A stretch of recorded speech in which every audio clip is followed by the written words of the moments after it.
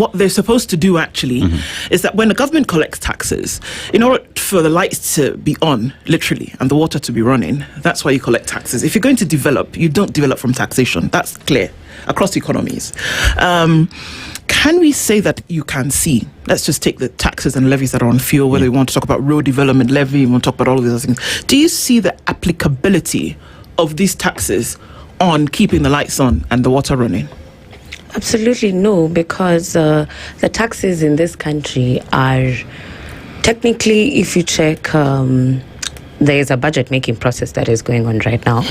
And if you check... Oh, that's already done. By the time the finance bill has come out, the process is done. Exactly. Right. And if you check what money is going to do, it is going into paying debt. The consolidated fund, the money that is there is going into payment of debt. It is going into payment of our overhead expenditures, which is salaries and China Mandazi. It's going to funding counties. It is not actually the amount of money that is left to fund the basic need of the common mwananchi is very little. If we check, contrary to what Alionya is saying, Alionya has a first class in Kiswahili and Siari. She does not... she cannot answer your question. Can I respond to that? I didn't talk when you were talking. You'll she have cannot answer your economic question because she has no knowledge of the economic scenarios in our country. On the road maintenance levy, the work of that is to maintain the road networks of our country. But even if you go into the city of Nairobi today, the number of potholes exceed the number of, like, venye barabara inaka, it's more of a pothole than the road.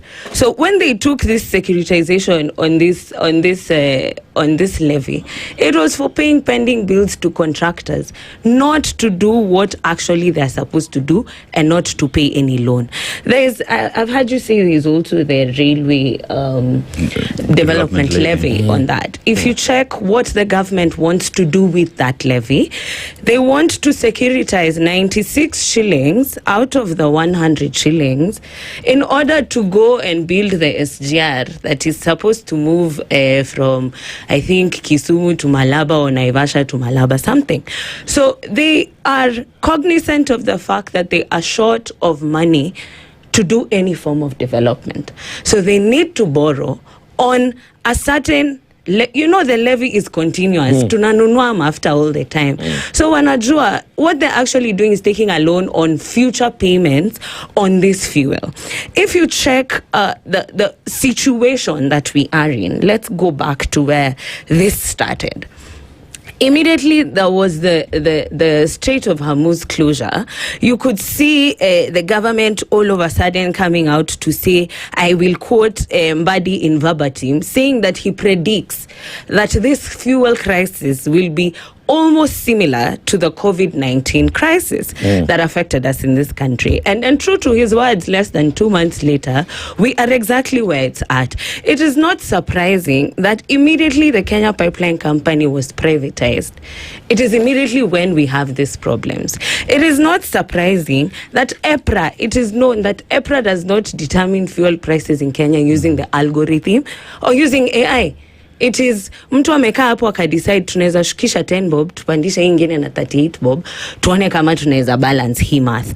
But if you check what they did, the cumulative amount of money that fuel was costing before this 10 shilling and 38 shilling difference was 607. Now the total cost of all our fuel products is 637. So in short, what the government has done, it has still increased its profit margin on every single liter that is being sold, whether on petrol, on diesel, or on kerosene. Look at the number of